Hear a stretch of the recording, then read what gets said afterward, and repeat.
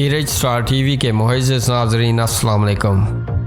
नाज़रीन, यहाँ पर आपको एक अफसोसनाक खबर देते चलें कि कोटली आज़ाद कश्मीर इस्लामगढ़ मीरपुर से कोटली अपने ससुराल नूरपुर आया नौजवान हमजा नूरपुर नालाबा में डूबकर जान की बाजी हार गया।